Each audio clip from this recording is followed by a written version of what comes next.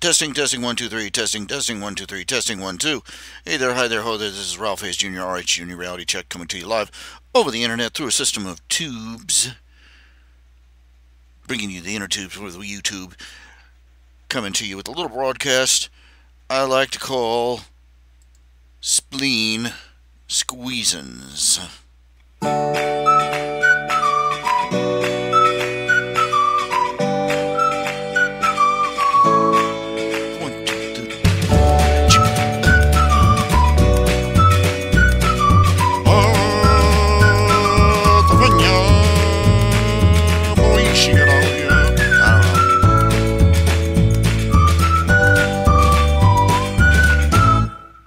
That translates. That opening, I found that out. I found out that the opening to The Lion King,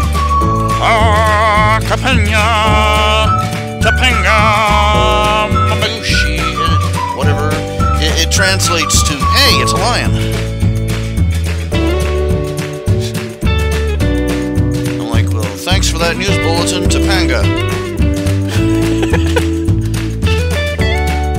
Never would have frickin' guessed. Where I come from, it's called the sunrise. But, okay, yeah. Oh, man. Oh, it's gonna be a bad night. It's gonna be a bad day, and it's gonna be a bad night tomorrow night. Yeah, bro, it is 21 degrees right now and dropping.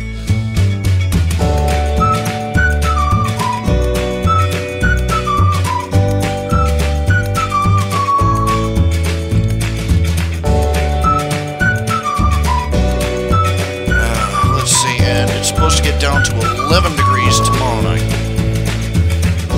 Yeah, it is actually, no, let's see, no, I've got it wrong here. I'm reading it wrong here. Look at it. I was thinking it was the 3rd. Today's the 4th. The 4th of what? The 4th of March. Holy crap.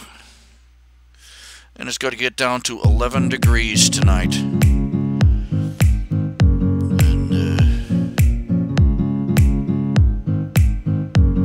Be cold. It breaks my heart to admit. I've got a little confessional here. The last nasty cold snap we had, Daniel Myers, lifesaver, best good friend, guy that manages my website. He'd be doing so much better with his time than messing around with my junk. You know, that's really, because I gotta send out major kudos to the guy for all the help he gives me. You know.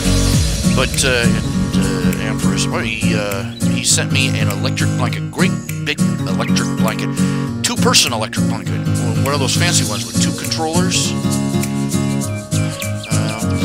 I hate to admit it, but 3 nights after I got it, it stopped working.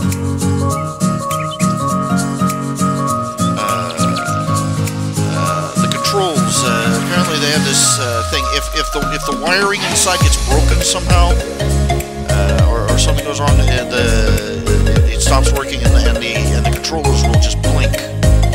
You know, the heat controllers, instead of turning the blink. And it got me through the cold snap, but now it's just a blanket.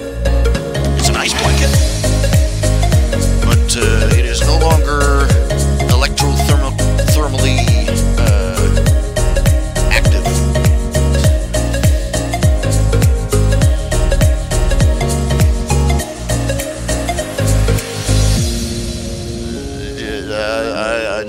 I don't mind telling you, I cried a little bit. It broke my heart. That was a nice blanket. It was a nice. I have got 2 electric blankets, and neither one of them works. I've got a little bitty electric blanket and a great big fancy electric blanket, and neither one of them. They're both from Sunbeam. And I don't know what they're doing now. I'm thinking made in China. I don't know. They probably having some little Chinese kids making the electrical components someplace. I don't know. Let's be fair. You know, putting electrical devices. There are certain places where you don't want electronics near your bathtub. sneaky place where, you know, I remember growing up that you don't run your important safety tip that they gave us on fire prevention. Don't run your electric cords under your carpets or under your rugs, because you'll step on them and they'll wear out. But instead, they're going out there. They're basically selling electrical cords, heating elements, coiled up through flammable cloth, and I don't know. Is this safety? It says it's household safety. I don't know. It's like we're so careful about certain things, but we have no. But we take for granted other things that would give a more objective person a nervous breakdown.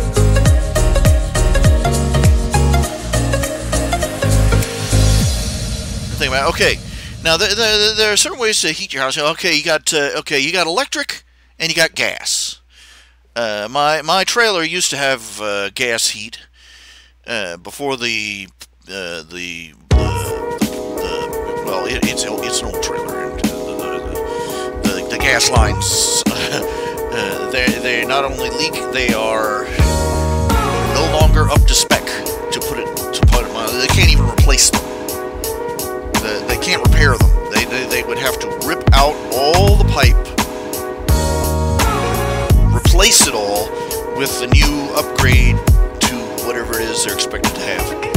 And if I could afford that, I'd just buy a new house. I'm sort of reaching a point where I'm thinking, if I ever get rich, if something crazy happens and I end up rich, I'm just gonna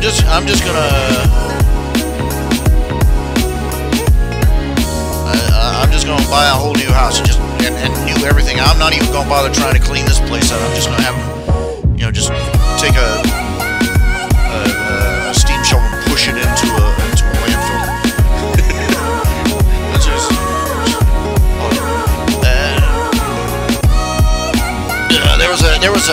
There was a indie comic series about these paranormal investigators, and they had all these different team members. One was a teenage witch, one was a gypsy boy with a curse on him that made him turn into different monsters, and another member of the team was a genie.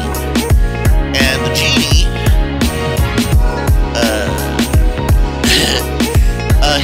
he was a slob, and what it was is that he would live in a Coca-Cola bottle, and when his domicile got just too messy from just letting things go, he would just cork it up, toss it in the trash, and get a new bottle. And I'm like, and it says something about my personality. I'm like, dude, perfect arrangement, absolutely perfect arrangement. But anyway, let's get the slideshow. Okay. Pretty pictures to look at. My music is interfering with my voice. Okay, I'll turn down the music. I'll turn down the music at the bass line first.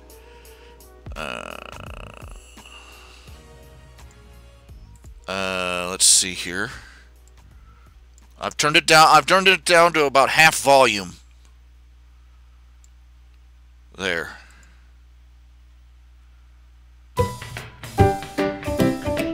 Hopefully that'll be better. Alright, anyway. But, yeah. Anyway, where was I? Safety, house safety, home safety.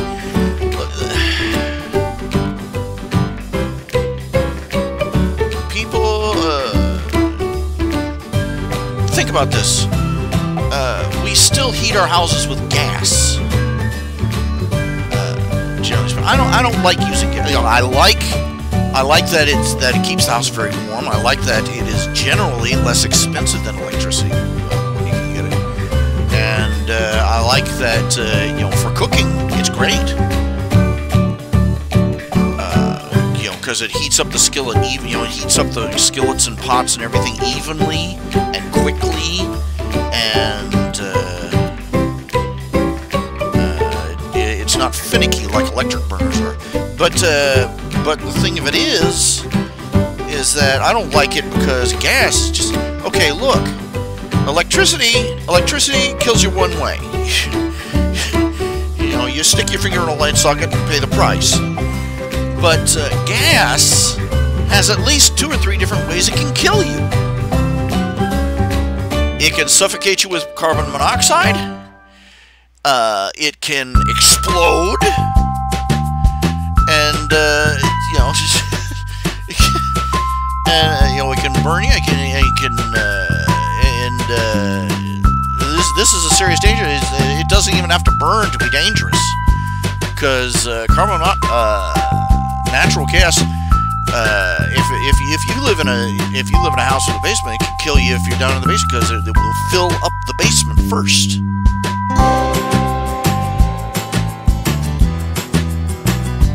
My poor grandpa, we came to visit him one day, and Dad noticed the smell of gas. We had to get him out of the house. The basement was full of gas. There was a gas leak. We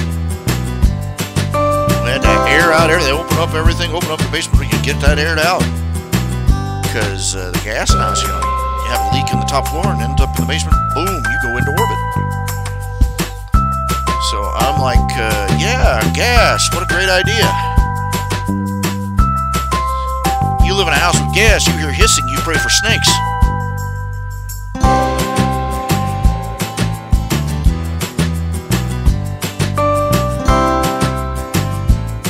Of course, if I had gas, I'd be using it, or I'd just light everything up.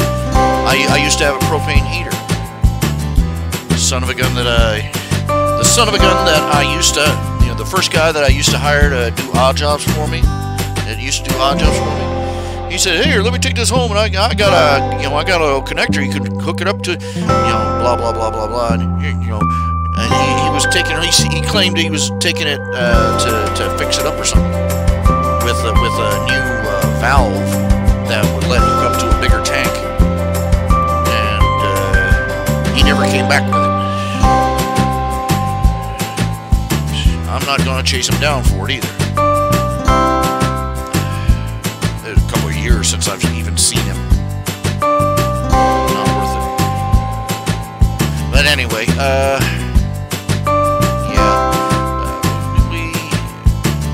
we're cautious about in certain areas, but absolutely careless in others. I don't know. Me, of course, I'm living in a pigsty right now. I've got trash bags all over the place. I've got a literal pile of trash bags in my house. In my living room, they're stacked in the kitchen. Because, well, I never, you know, dragging it out. I don't get it out to the curb in time for the trash people. And you know, I missed a couple of pickups. That's what it is. And just getting one bag down the front stairs into the trash cans and out to the curb. That's the day's exercise for me. It's grueling. I used to have somebody that would, you know, haul stuff out to the curb from the machine. Yeah, not anymore. And the thing of it is, I miss my. That's another thing. I thought I was going to have some extra money this month. This is what's, you know, did not go well. I thought I was going to have a few extra, little extra money this month. Might be able to catch up on my, trash pickup bill. Get my trash pickup, I may have to get my trash pickup restarted. But anyway, what happened is that, well, I sent out a check to pay for my rent. Went in, and it turns out that the web host for my website just hit me up for about $200. So I had to call the bank and cancel payment on the check to my landlord. I'm gonna have to figure out a way to contact you. I'm gonna have to I thought I was going to have a little bit of extra money this month, and it turns out I'm not going to have enough. I don't have enough for nothing. And it's sort of left me in kind of a lurch. Again, and my own darn fault.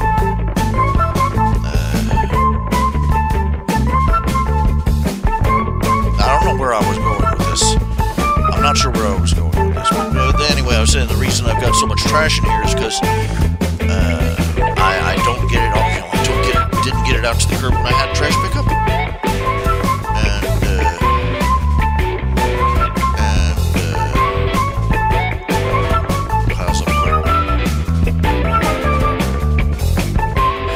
I miss the days when we used to live on a farm when I was a kid. Well, we weren't farmers. We lived in a farmhouse. We rented the farmhouse, and they had a burn pit. You know, they had a burn barrel for trash, and they had a compost heap for stuff that wasn't trash. And so we didn't, you know, we were a family of four. We almost, you know, had very little trash at all to be picked up.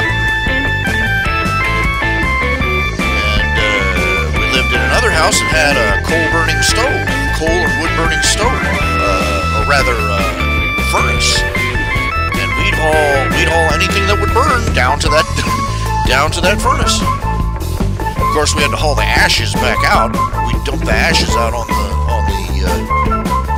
gardens spot. Yay, fertilizer!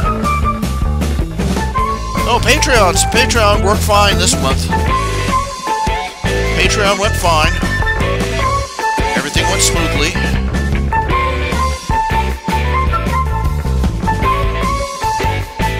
So whatever it is, whatever shenanigans were up last month, no problem this month. But I forgot my fault. I forgot completely about. I pay an annual fee for my website, for my web hosting with PowWeb. And the bill came due, and it went through, and whoosh, bye-bye $200. You know. What? And I ran out to the mailbox to see if the check had, if the lot rent check had mailed yet, and crap, it had. So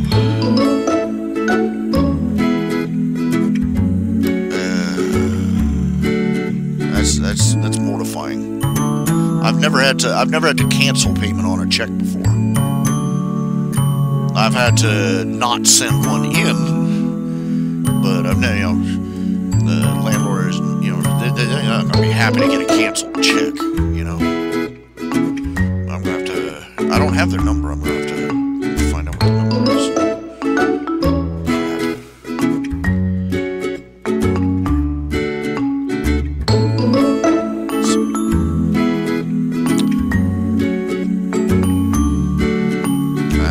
I'm just, I'm not happy with myself. Not happy with myself, and I shouldn't be. Not happy with myself, and I shouldn't be. So, let's see, what was I looking for? Oh, okay, start up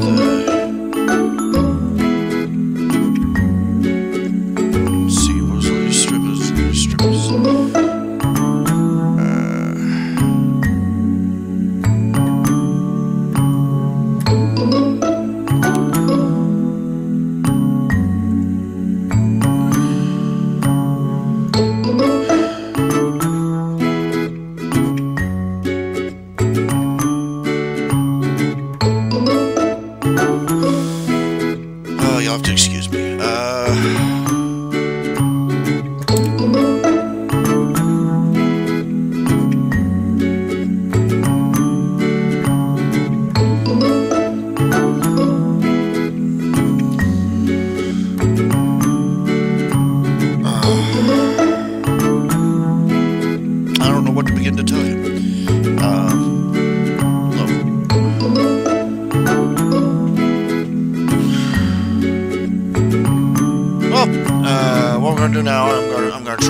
get a couple of these commissions done. Let's see, we got one commission. I got let's see, one more 2 strips for the old Vic, and commission of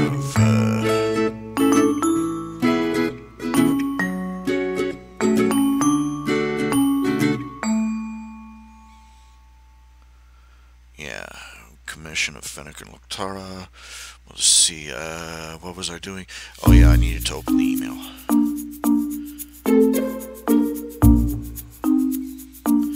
See, eeny, meeny, miny, mo, one of these has got to go. There we go. This next strip 4. I haven't been able to get, I'm either... always exhausted and I'm always in pain. My legs hurt. Lying down.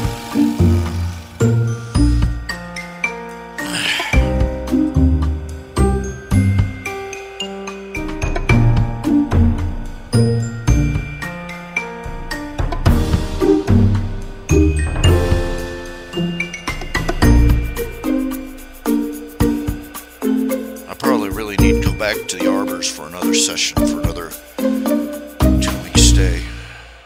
Get these legs taken care of. But having to go through the whole thing again, just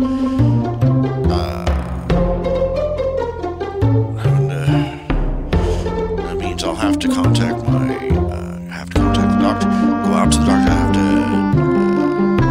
some sort of transportation. I can't even fit in a van anymore because of my legs, and just so I have to go through all this back and forth rigmarole just so that my doctor can look at me and say, "Yep, you still got swollen legs," and sign off on me going back to the Arbor. The Arbors is a long-term care and therapy center. I spent a couple of weeks there, about a year or 2 ago, just to shrink my legs back down, basically. And basically all they did was just they put me up in a room, put me in a bed with let me elevate my feet, and I stayed in bed for 2 weeks with my feet propped up.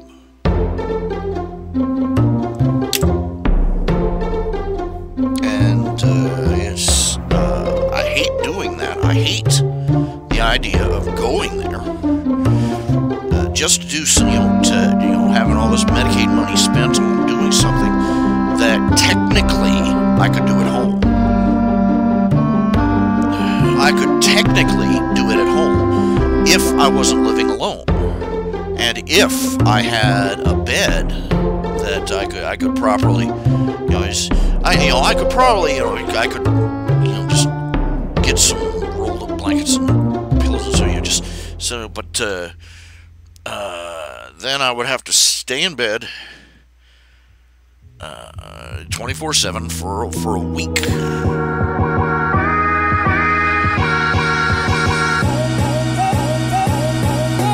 And just getting my feet propped up is almost a 2-man job, basically.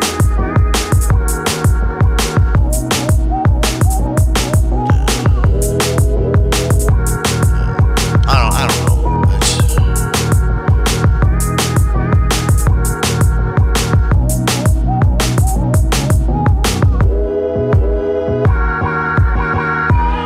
I may just do it.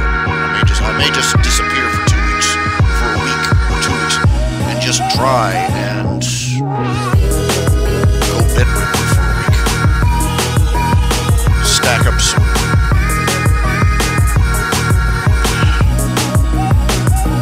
Figure out some way to feed them.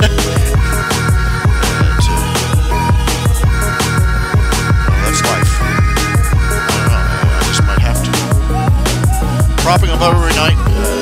Like I said, is just getting into the bed. That's sorry. I'm just laying flat. So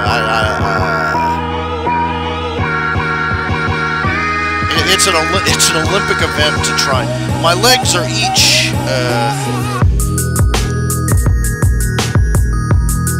I would describe them as each weighing about as much as a small to middling child. And I literally do not have the muscular strength to lift up my legs to stuff something underneath them.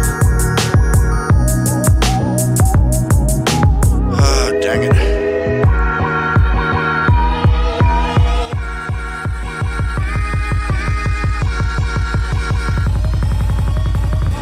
This program does not come with an audio equalizer. I'm complaining about things that I should not be complaining about, I suppose.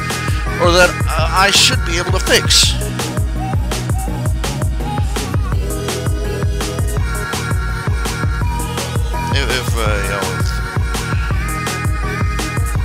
If I just put some thought in, just I don't know. I just don't know.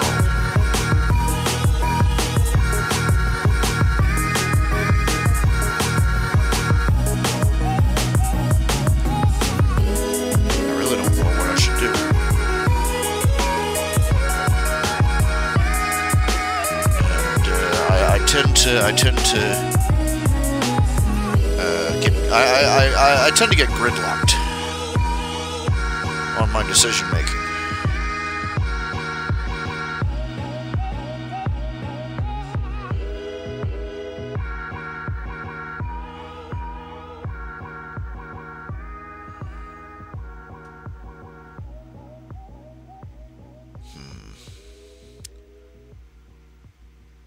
If I could figure out a way to make an inflatable thing to stick under my legs, and just push a button and lift them up, or something like that. I don't know.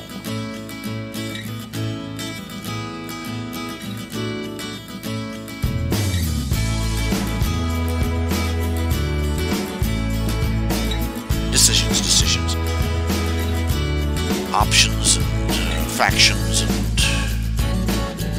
I don't know.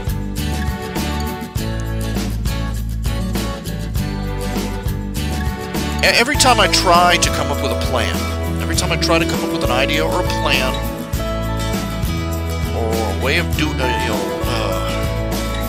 I can't settle on it. I've always been indecisive, very indecisive. You should have seen me playing baseball when I was in Pee Wee baseball, Little League baseball. About the only time I got on base was when I walked. Of course, Little League baseball, you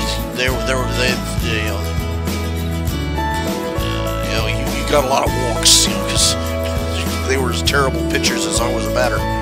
So, but I was afraid to take a swing at anything. I'd just not.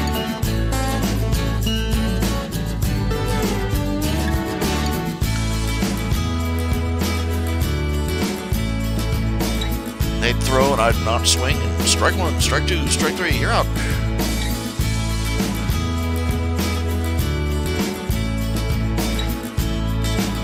Coulda, woulda, I have a lifetime of coulda, woulda, shouldas, I spend most of my life wishing I could go back and do things over.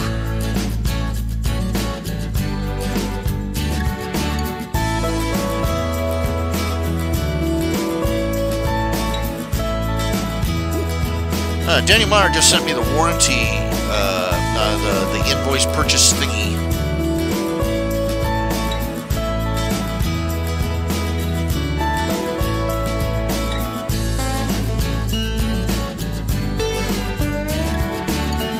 So that I can contact them.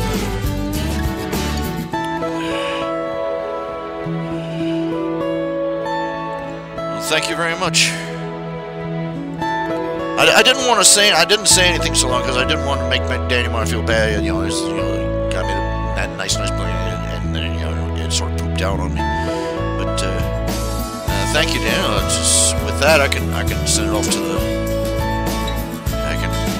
I just can't. Yeah. What was I looking for? Oh yeah, I came here looking for.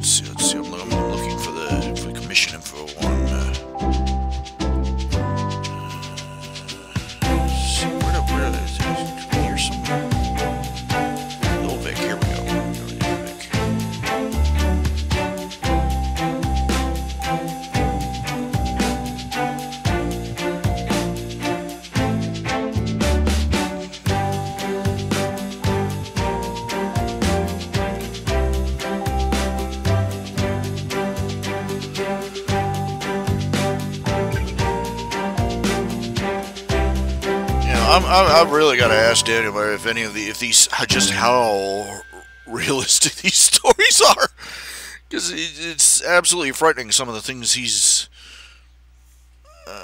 describing in the.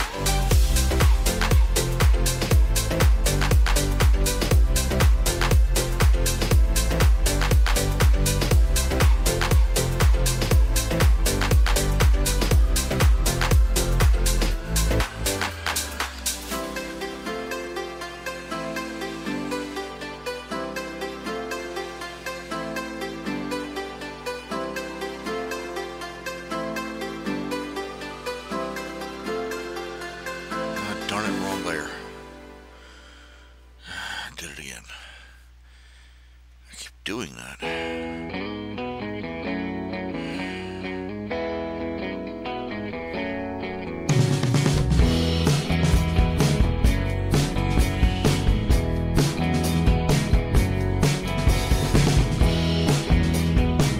I'll be honest. No, I won't be honest.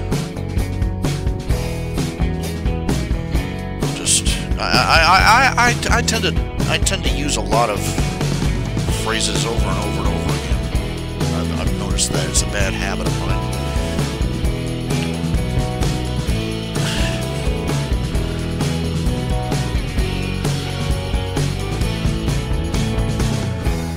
It's an embarrassing habit of mine.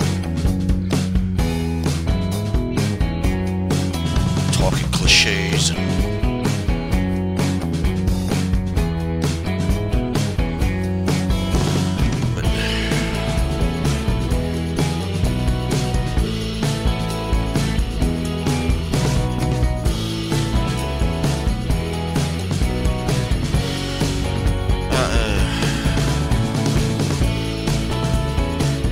I have to spend a great deal of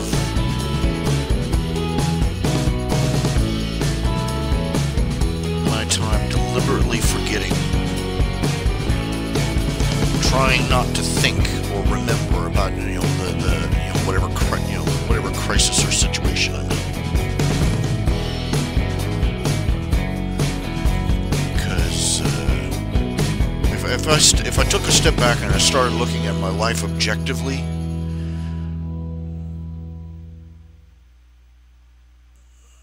all the screws and the mess that my life is in, and all the problems that are happening, and all the mistakes I'm making, that I keep making over and over, and if I started thinking about them objectively,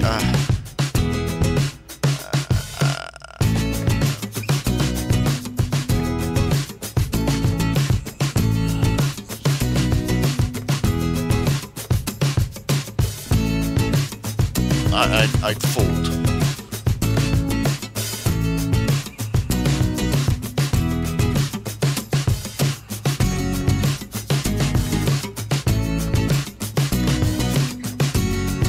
I'm the sort of, I've looked in the mirror and I look at myself and I realize I'm the sort of person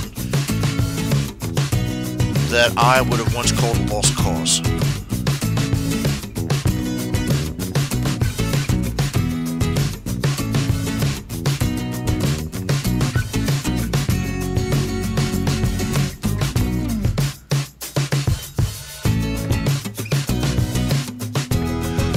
Seriously. I used to get up, ride the bus around when I lived in the city. I used to ride the bus, and there'd be great big, huge, fat guys to get on, take up 2 seats.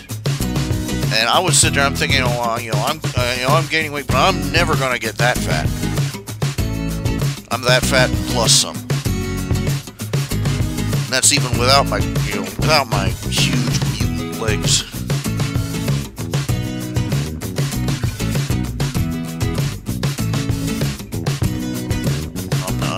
I would see people's homes filled with, just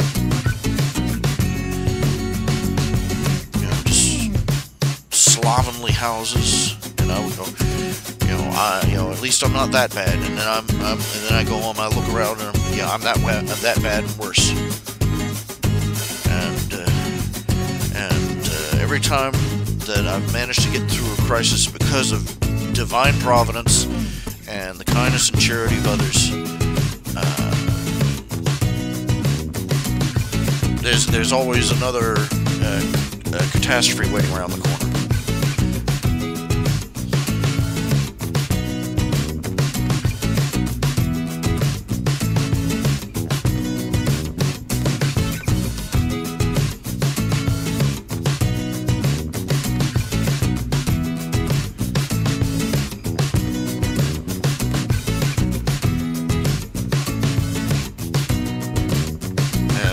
Promise myself, this time I'll pull myself together, and get get all my crap in one sock, and well,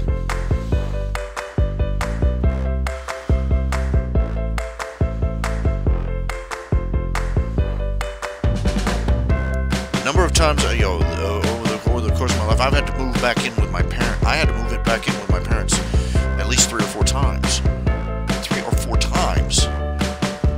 I reached a point where I was literally, if I decided if I could not find a job, I was so desperate to get out of my parents' home, because just one train wreck after another, and I finally told myself, if I don't find a job, I'm gonna be taking a walk off this bridge next time I cross it. Because I'd rather die than live like that. I managed to get a job at a part-time. I had 2 part-time jobs. Finally got 2 part-time jobs. One was at a Subway, and the other was at a Krispy Kreme. There was a point where I would sleep at, I would do one shift, sleep in my car, and then go, across the parking lot to do the shift at the other place. And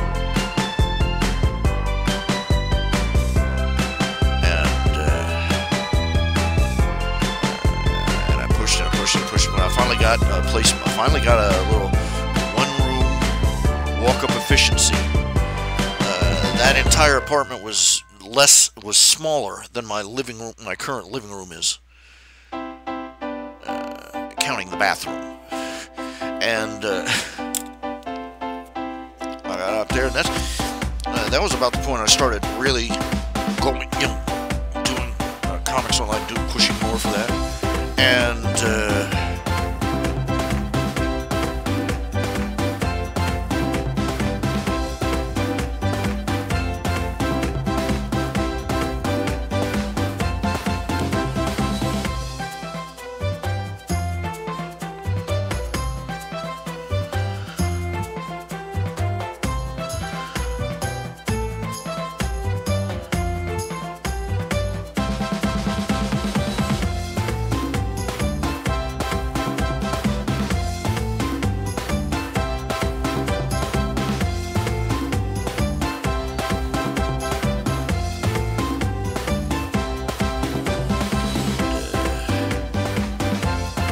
Every time I start, you know, and I would do something, make a bet, and just boom, you know, train wreck.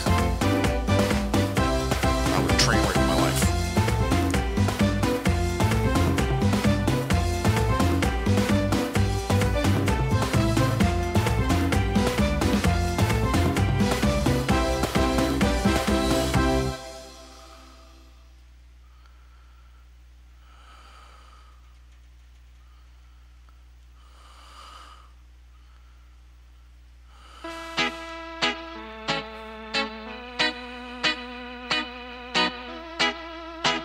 Some of the things I did were these abysmally stupid things, but sometimes I would think I think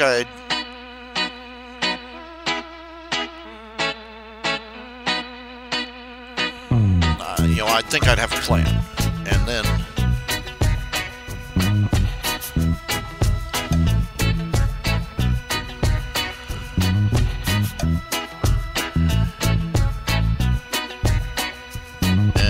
plan would just lead to the ruination of everything I had. Because,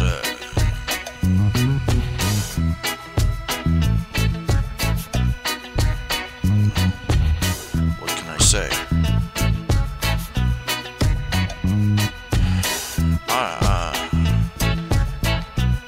Failure to launch, I think, is the term they use these days.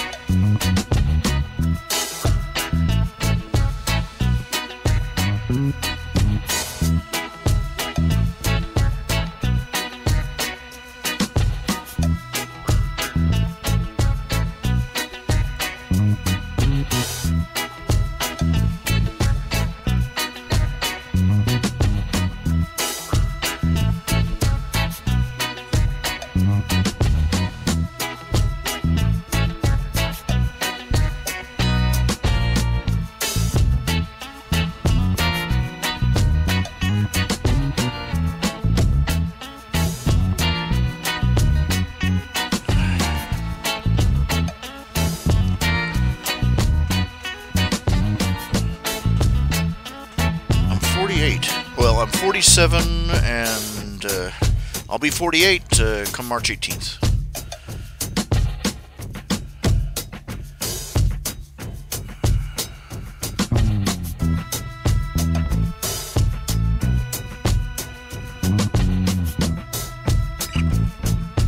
But when it comes to adulting, it's more like I'm 18 with 30 years of treading water and spinning my tires.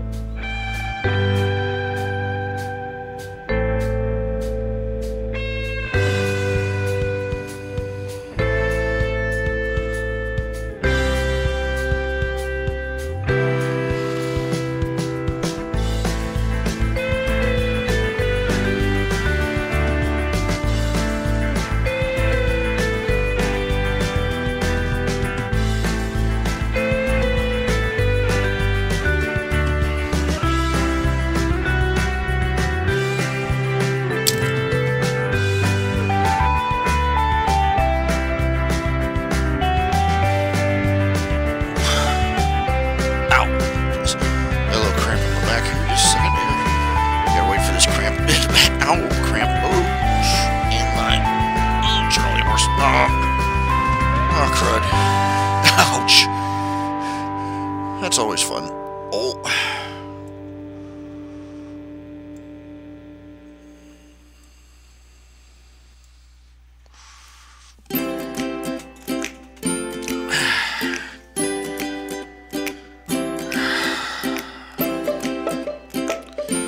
I've not lived a life that I have found satisfactory.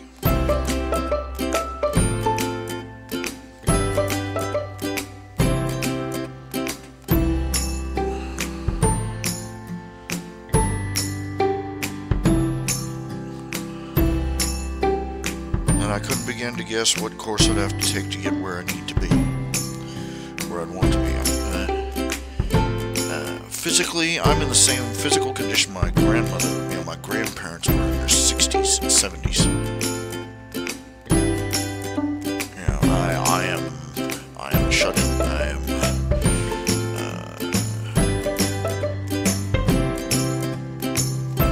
I'm on the dole, and I'm not. Potential I had, well, potential's cheap.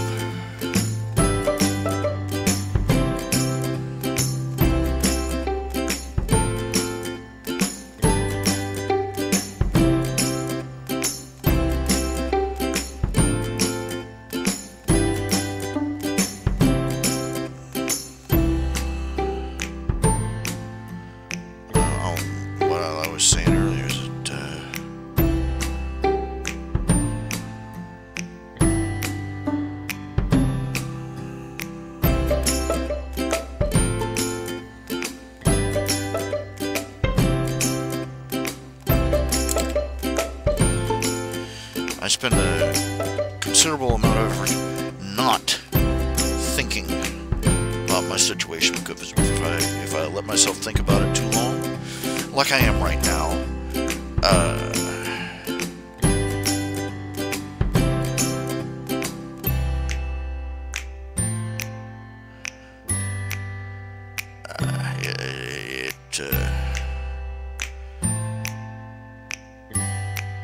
if I let myself think about it too long,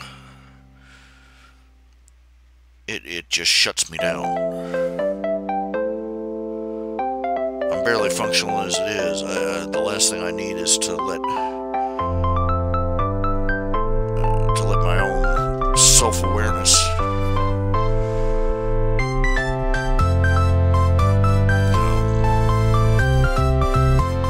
push me into a genuine depression.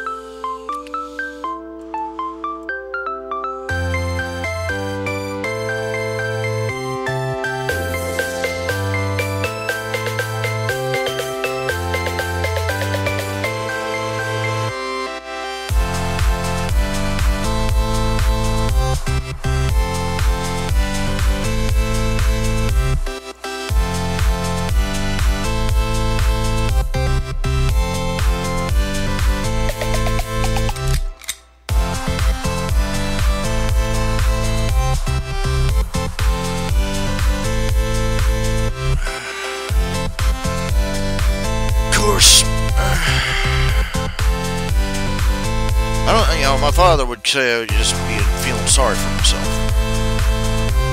I don't think the man believes in depression.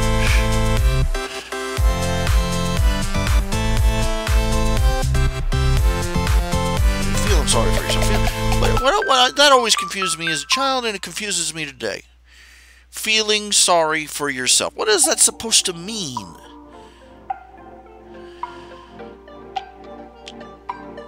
You see somebody, they've had, they're having a bad life, and they feel miserable. You say, you're just feeling sorry for yourself. Now, wouldn't you feel sorry for somebody who was having... Why is it that you can feel sorry for somebody else who's having a crappy life, but you're not even allowed to feel bad about your own? Just wing that one past me, you know?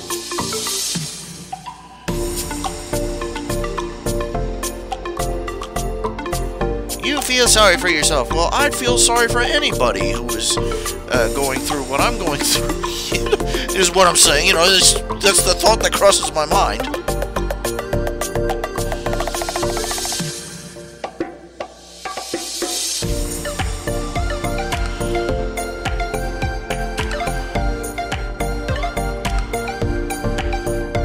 Somebody comes up with this, starts trying to sound all folksy and wise and crap.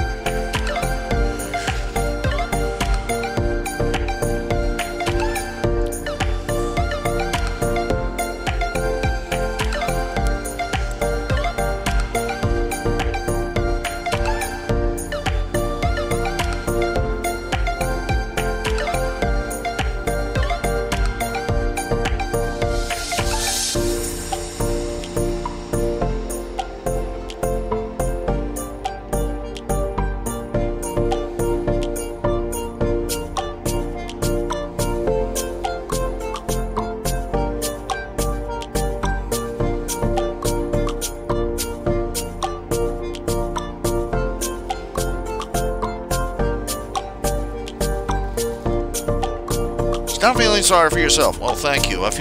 Thank you. That just pulled me out of the slough of despond that I'm in. Thank you. There's marvelous outreach effort right there. That's what I really needed. Somebody come along and confirm that I suck, you know.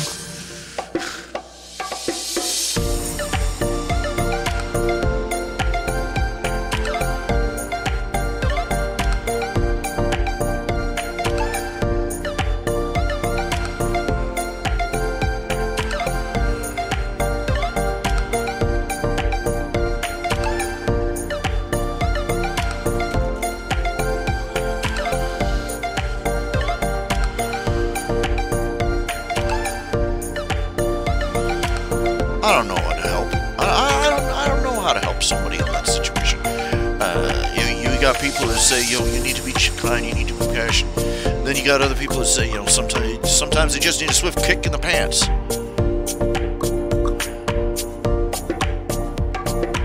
I don't know.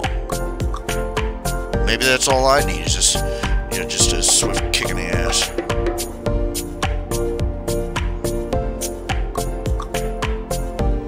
I'd like to hope not.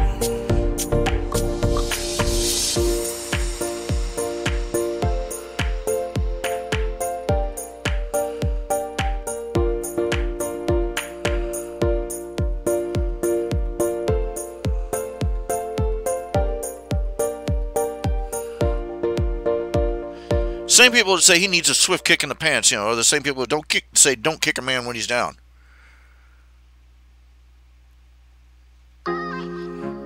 Folksy wisdom, just limitations,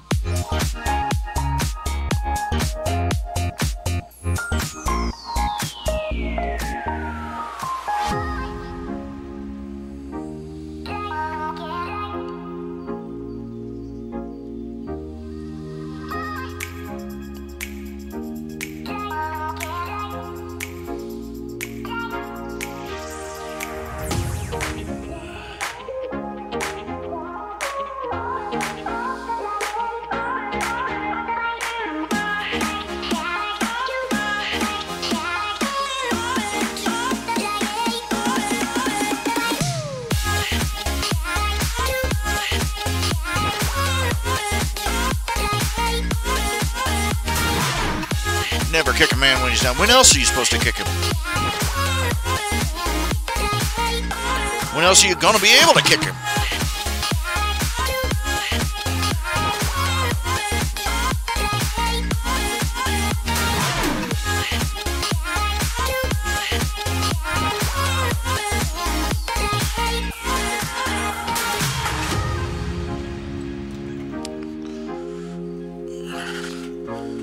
Trying to kick him when he's standing up and running, you're not going to be able to reach him.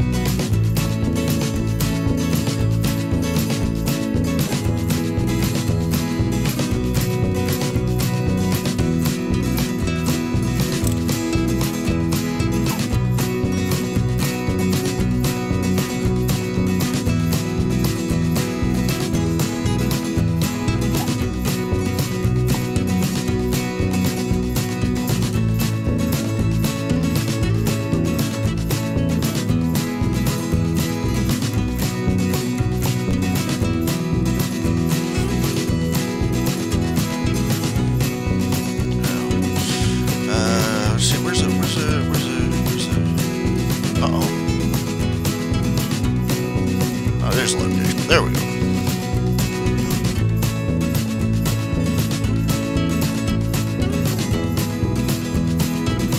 I don't think those inflatable things. I have no idea where you'd shop for them, or how you'd find them.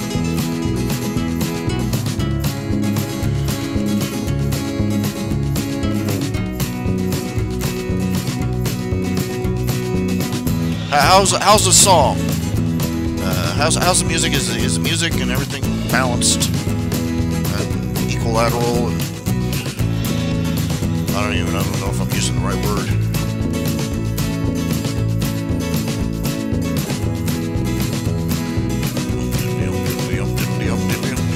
Music, just do a switch. Just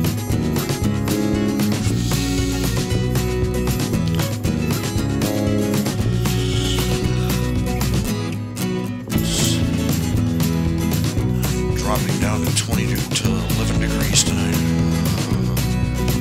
Something tells me I'm not going to get much sleep.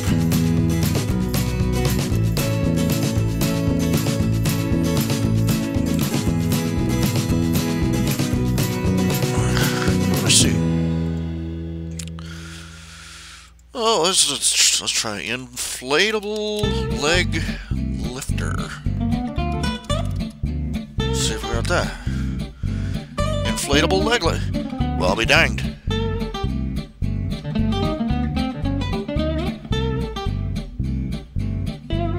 Well, I'll be darned.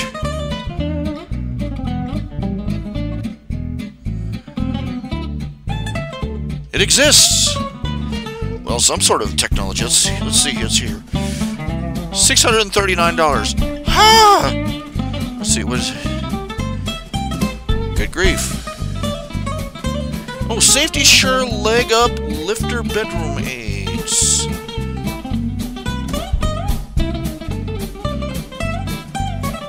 Let's see here.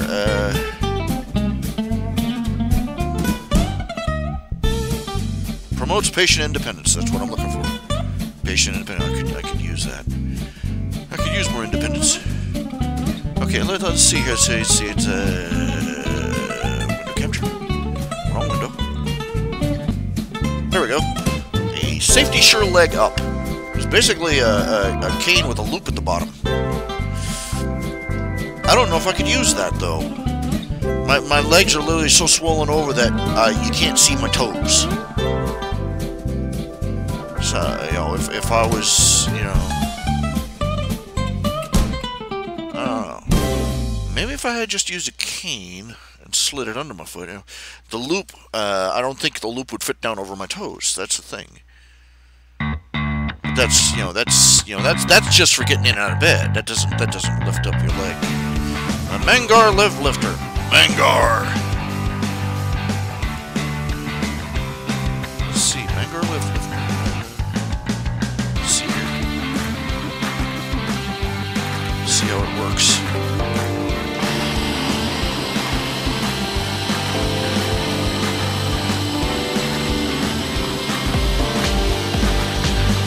Well, that's for getting your legs into bed, but it's not for elevating. Clever, I suppose, but it's not what I'm looking for. Leg elevator.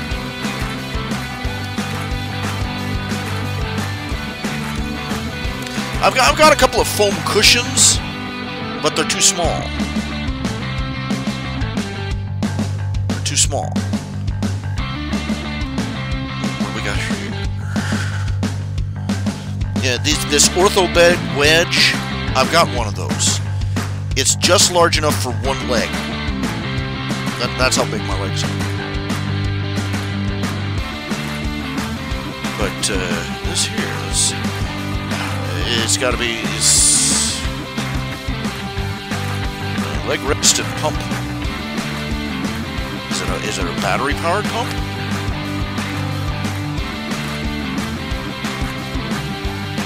Electric pump? Is it a plug-in pump? I'd need two of them.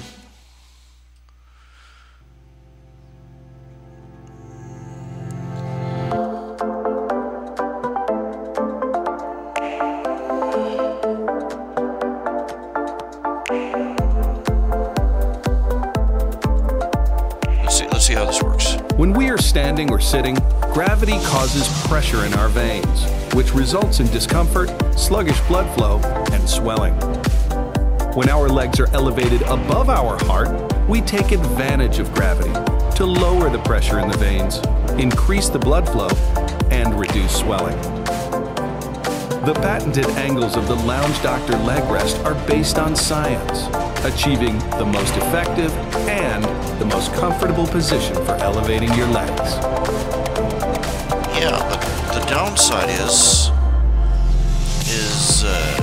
how do you get your legs up on that? You have to inflate it, then lift your legs up? What?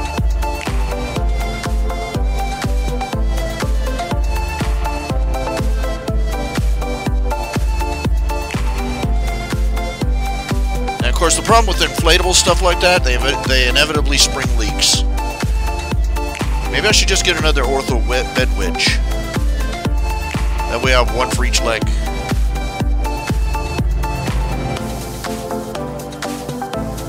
The hard part is that, you know, it's hard enough getting into bed, but then you have to lift your leg up, you just hoist the leg up, and get the cushion underneath, and that's practically a two-man job. If I could figure out a way to slide it up on there, it's just, I don't know if there was a ramp on the side, I don't know.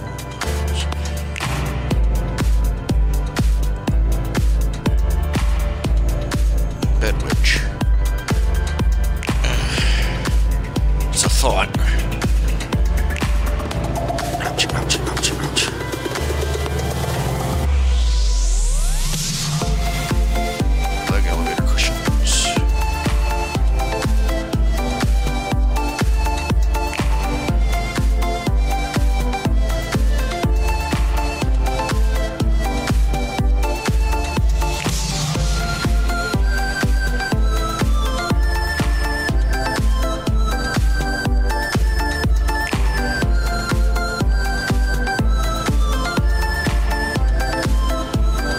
getting your leg up onto the wedge or into the wedge. That's my problem. Because my arms aren't strong enough to lift my leg. I don't know. I'll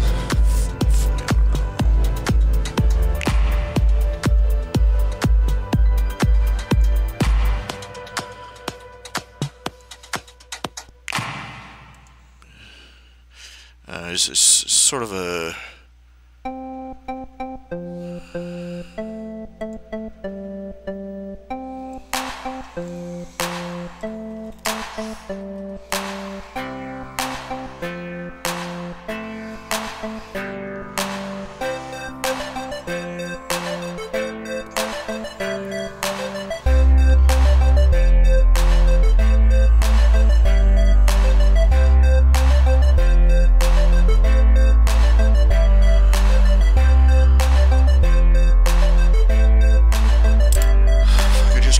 back down to normal.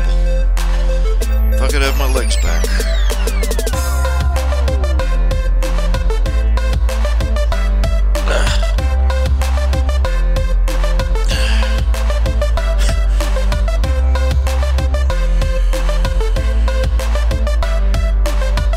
What do they call those beds? Those posturepedic beds? What do they call those beds with the motorized head and leg rests and everything?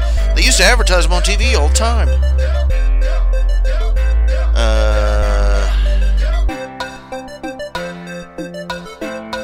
Whatever.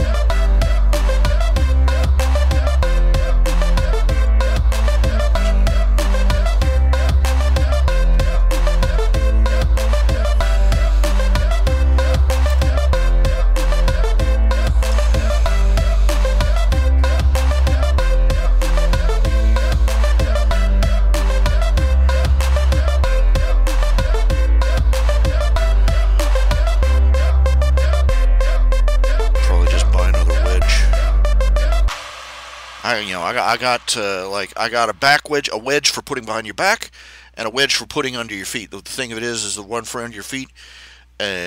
My legs, so saying, it is only large enough for one leg at a time. So I probably need to get 2 of those. And then I need to figure out some way to climb up into the bed and get the things under my legs.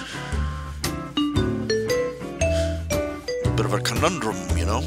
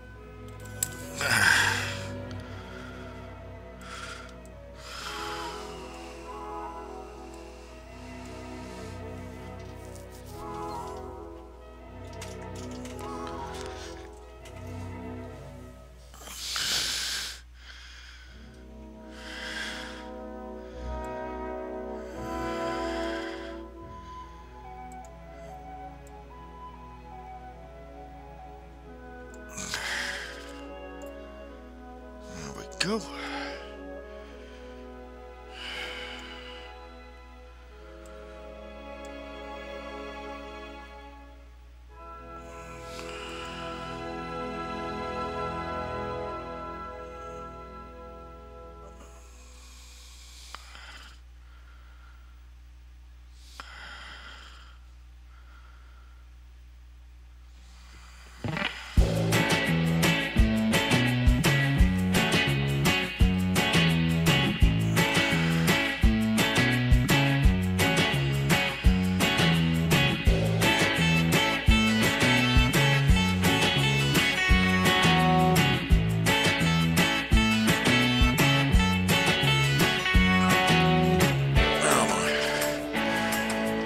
Be right back in a second. Just gotta take care of something.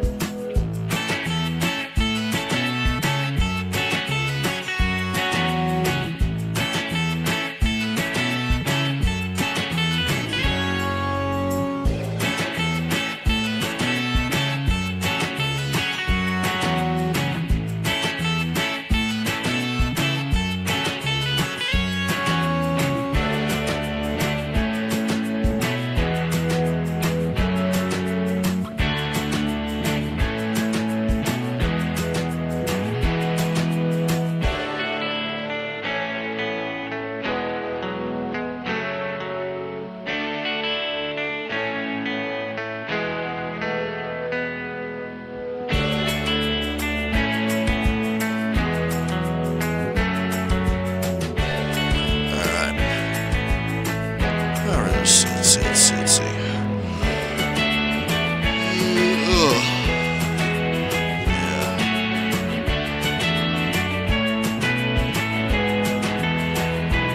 few hundred to a few $1,000s, yeah.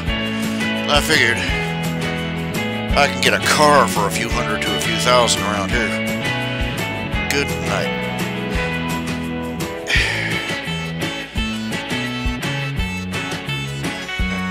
Actually, I'm not sure that the bed wedge will lift it.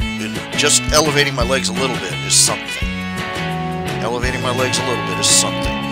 It's just a matter of figuring out how to get in the bed, how to get my legs up on the cushion. That's single-handed. That's the tricky part, to put it mildly.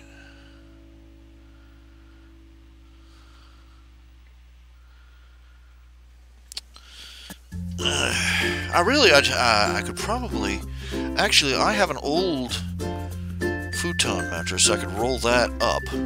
That would be wider. Yeah, I could do that. Yeah. I don't know why I didn't think. Ow! Oh crap, that hurt. I'll fuss around with that.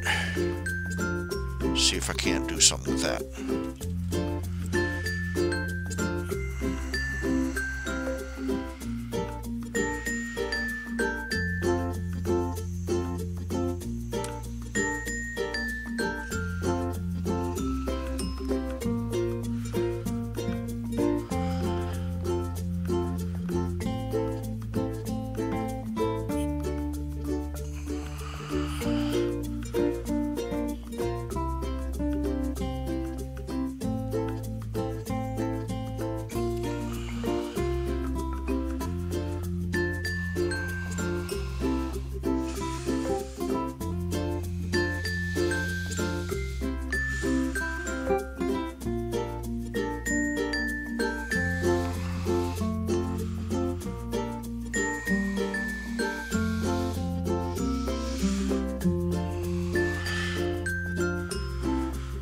Things need doing.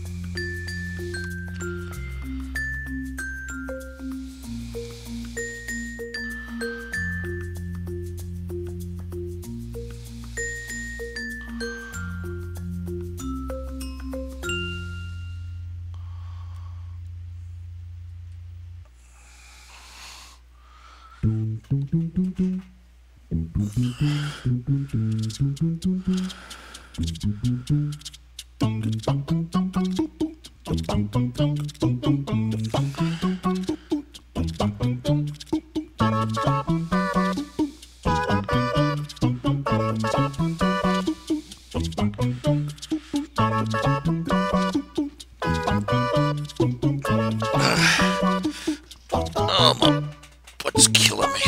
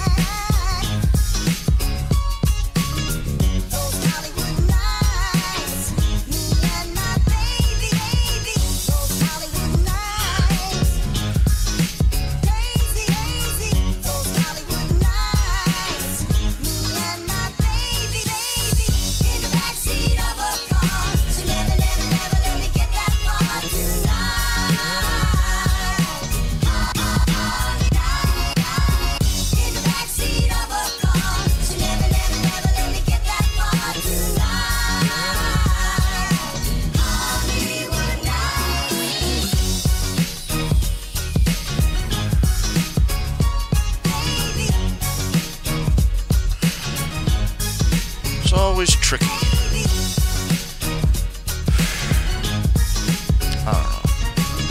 I don't know what to say. I don't know what to think. I don't know what to do.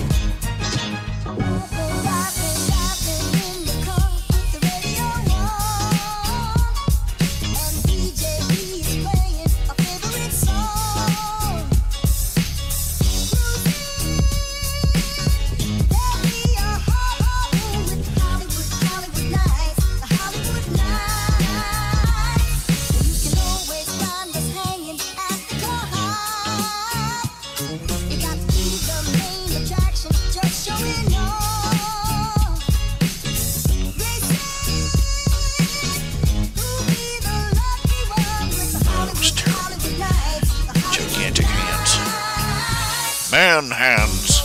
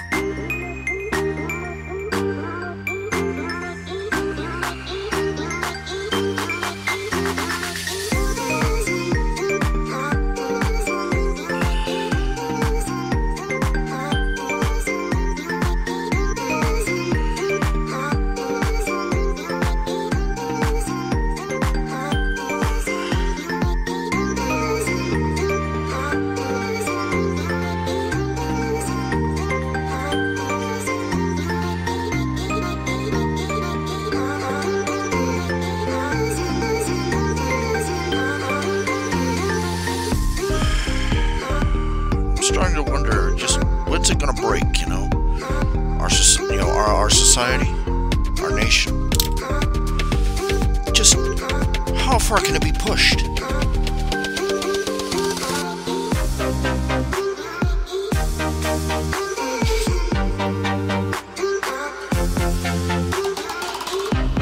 With everything I know about economics, politics, socioeconomics, culture, human nature, I find myself astounded that America has lasted as long as it has. If America had imploded 10 years ago, I wouldn't have been surprised in the least. Dismayed, but not surprised.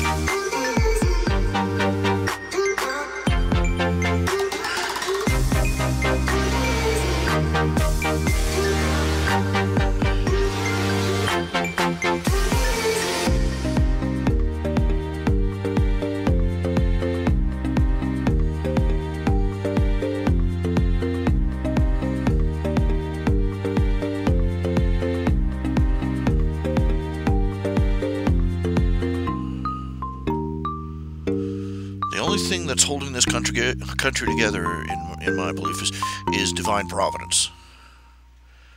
Because we are doing way too many things that should have destroyed the nation years ago, decades ago. There's a straight edge on it, so it's very easy.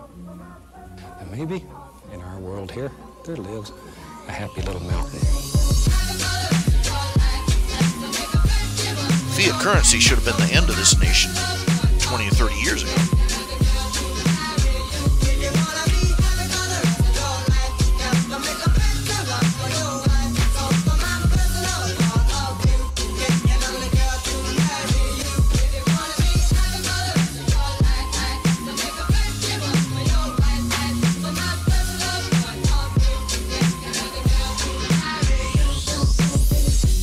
Fiat currency is basically nothing but running on IOUs. Maybe in our world here, in all manner of speaking, is borrowing against a future that will never come. That's how it works out to be. And eventually, inevitably, it leads to collapse. No nation has ever escaped the consequences. We're not going to be the first.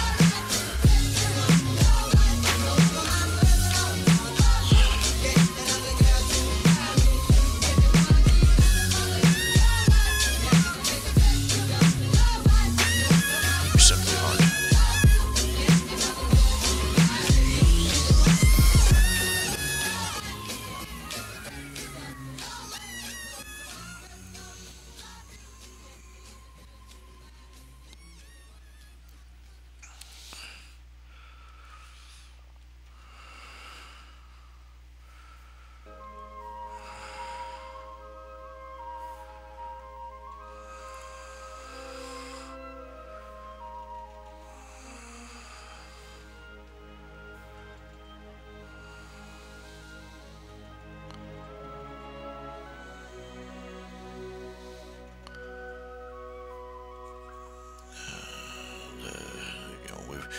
We've compromised our borders.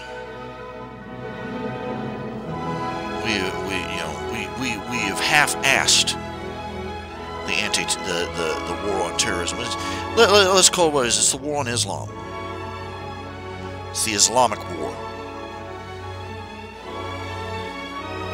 The Islamics know what war they're fighting. It's just that our side doesn't want to admit it yet.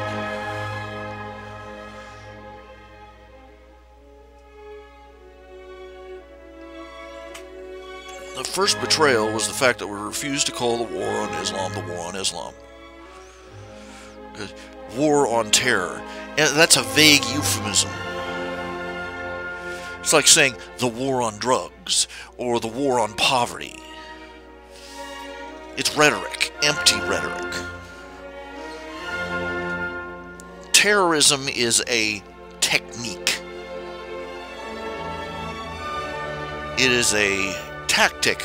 It's a strategy for fighting a war.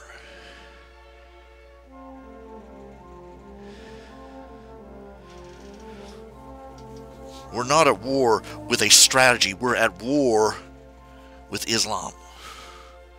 And Islam's been at war with us for centuries.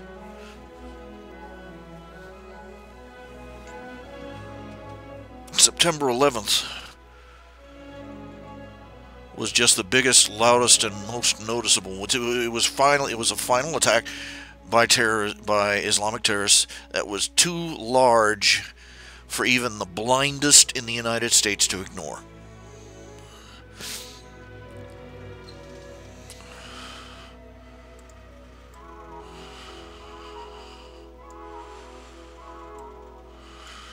It said Thomas Jefferson kept a copy of the Quran put a copy of the Quran in the White House library. And his stated reason is to know your enemy.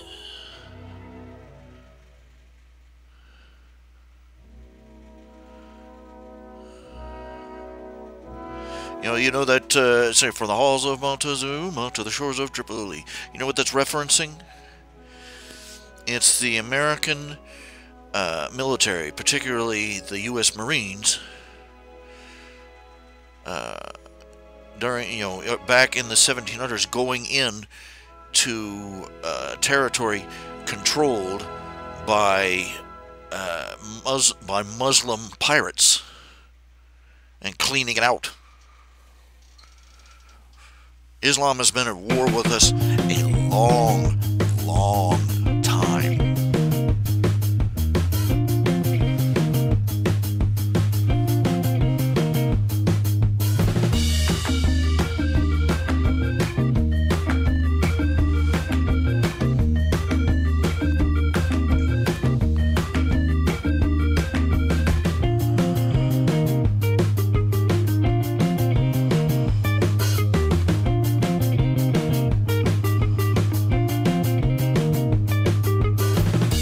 Because we refuse to admit, we're terrified to do. We don't want to call it a religious war. It's the usual white guilt thing.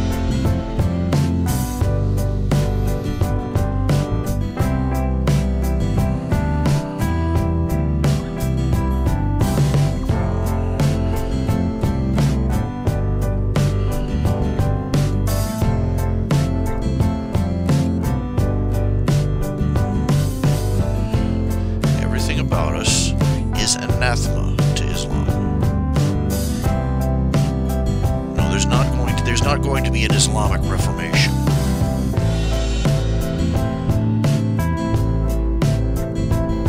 In fact, the reason that they've been so cantankerous lately is because they are getting back to their old-time religion. Kill the Jew, kill the Jew, kill the infidel, and enslave their children.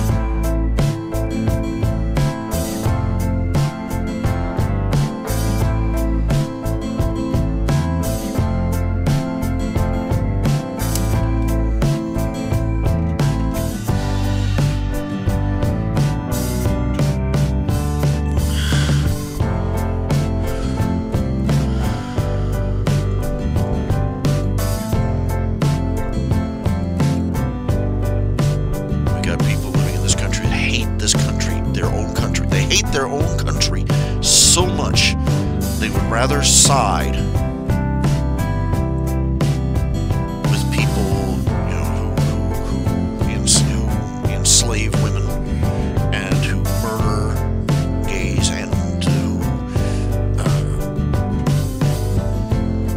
slaughter anybody who doesn't worship Allah.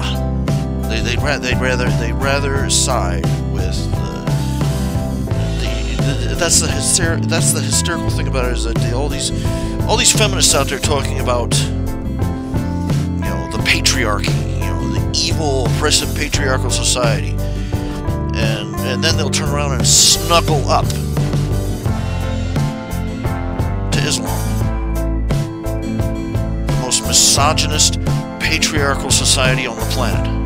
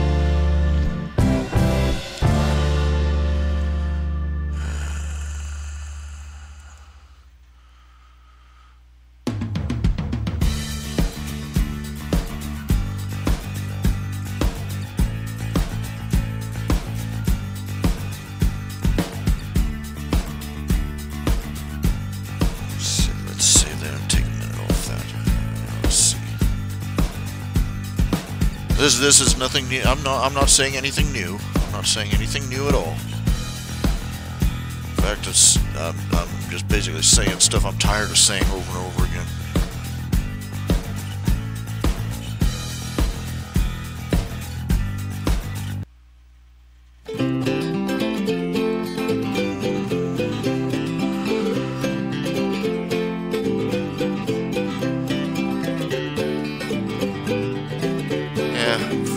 Cryptocurrency. I don't know what the heck to think of that. I mean, look, cryptocurrency is just, I don't know, it's probably the next step in fiat currency. You know, the next step beyond. Because it's not related to anything. It's not related to any commodity.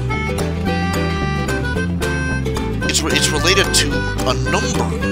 A number. I forget what it is. Is it supposed to be prime numbers or something that they get these, that they make these that they base cryptocurrency on or something? It's the most idiotic thing.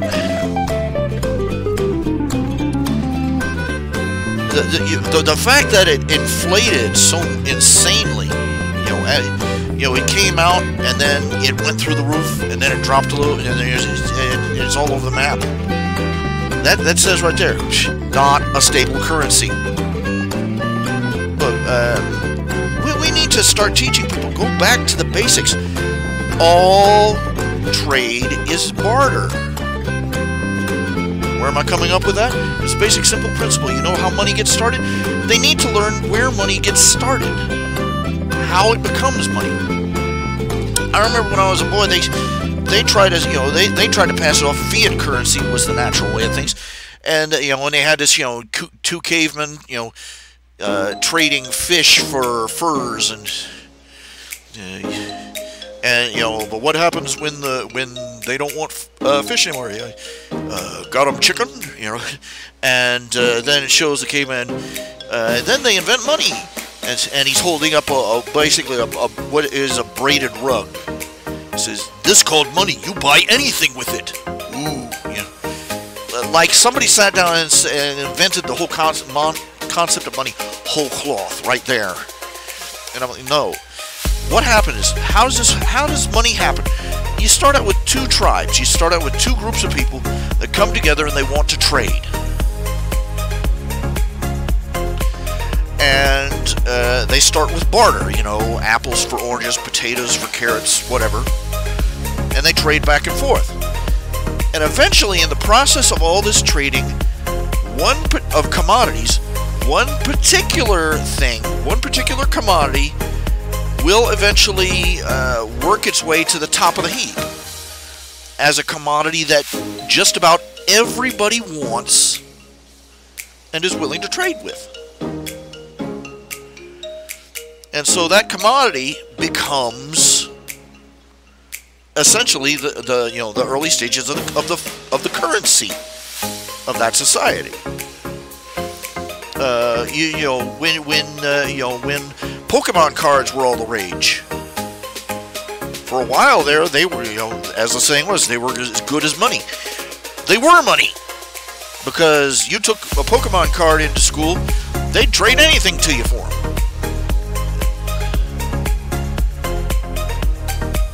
Anyway, of course, the market eventually flooded, and nobody cared anymore. But most commodity currencies, they're still pretty unstable, because there have been all sorts of commodity currencies over the course of human history. Everything from tea leaves to giant stone wheels to cotton to, well, you name it. But there are certain things that surface over and over and over again. No matter how many times society rises and falls, no matter how many civilizations come and go, there are certain commodities, material goods, that rise to the top as the most stable and long-lasting of monies. Gold, particularly gold.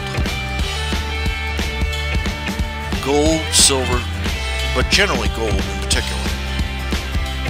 The reason is that gold, while it's not particularly useful, it's shiny. People like it for some reason. They decided to like it, and it's fungible. It's very easy to break it down into smaller amounts. It's very durable. It doesn't rust. It doesn't corrode. It's not consumed, and the amount in the system, the amount in the economy, is fairly stable.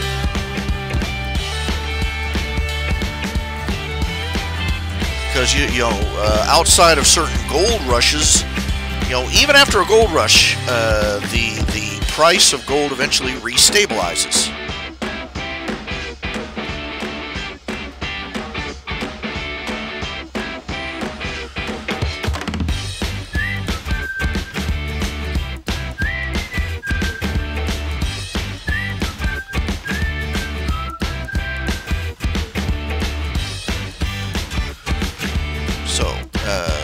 This is a reason that gold is. This is why they call it the gold standard.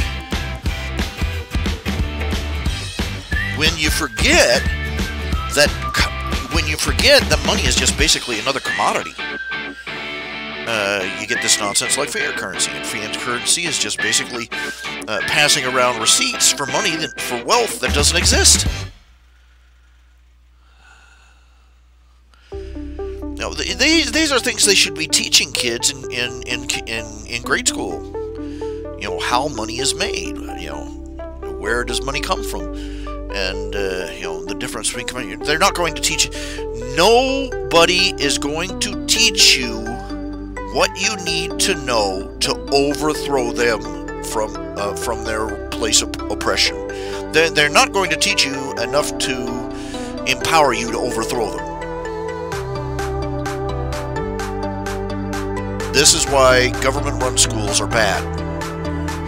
Because a government-run school's objective is not to educate people and make them self-sufficient, independent operators. The purpose of the government school is to make citizens that are useful to the government. And if that means keeping you weak and stupid,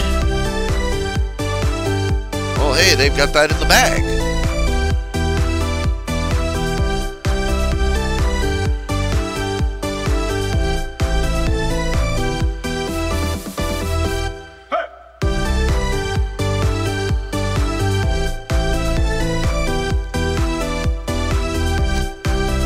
running for 100 years.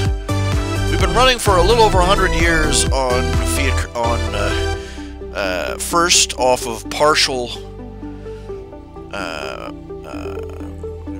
what was it? It was fractional. We were first running off of fractional reserve, and then we were running completely off fiat currency. And past 50 years have been the worst of it. But for over a century. For over a century, we've had a Federal Reserve, a bank which basically runs our economy, which is not controlled by the government, and which we are not even allowed to know who owns it. For just about a century, we have had government-run public schools, which have steadily dumbed down the populace. Where they have not dumbed them down, they have indoctrinated them up. The only thing that people, thing people know after they get out of school is how to drink the Kool-Aid. For over a century, for just about a century, we have had the IRS and sales and the income tax.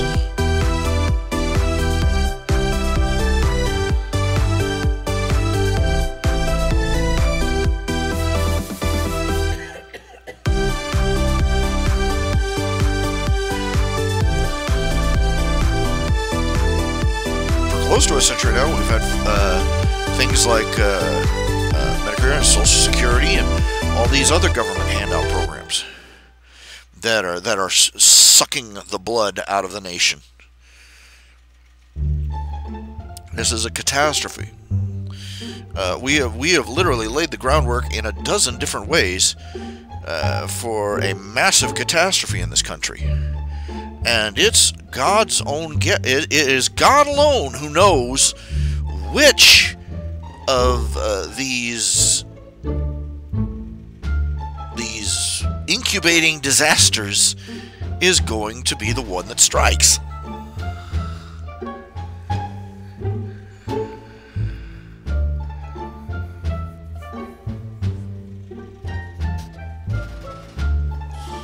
We are ill-prepared. We are ill-prepared for catastrophe. We weren't prepared to prevent the downfall of our country, and we are not prepared for its inevitability.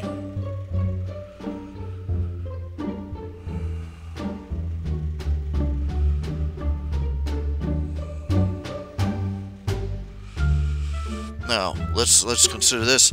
Germany survived. Germany survived the collapse of its fiat currency. But God only knows how many people died. And the catastrophe of the fiat currency collapse ushered in the age of the Nazis. Because they came out of the woodwork and promised to save the day. And said, we'll save the day, and don't worry, we'll blame it all on the Jews.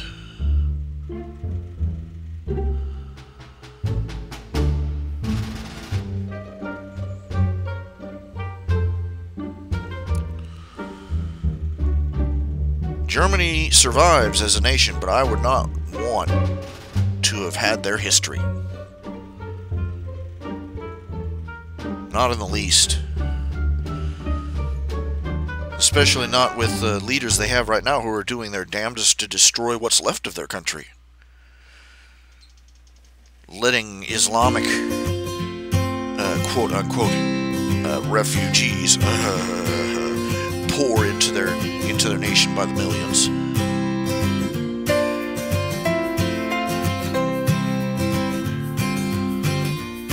What a mess.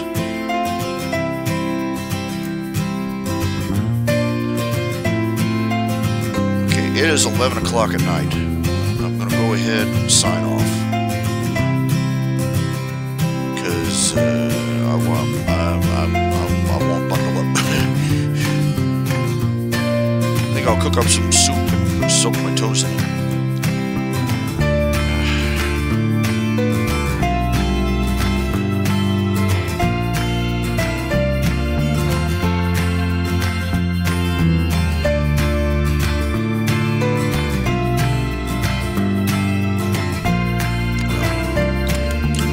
thank you all for tuning in. Thank you all for listening. Thank you all for putting up for my whining angst. Thank you all for reading.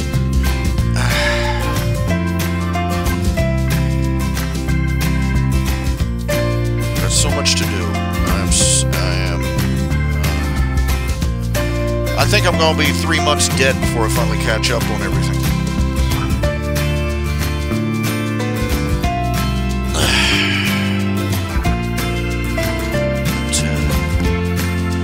I'll see you all tomorrow. I'm thinking I'm going to try to get some sleep. You know, I'm not going to be able to sleep until the temperatures rise up a little bit. So I'm probably going to sleep in the morning and then excuse me. Acid reflux.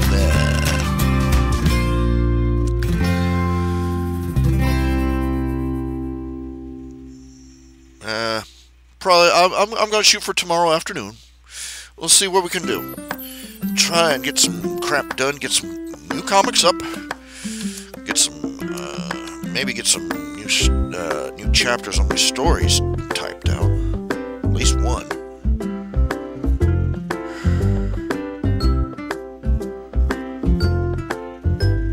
In the meanwhile, I'll see y'all later. Y'all take care of yourselves, and God bless. Alright? Catch y'all later.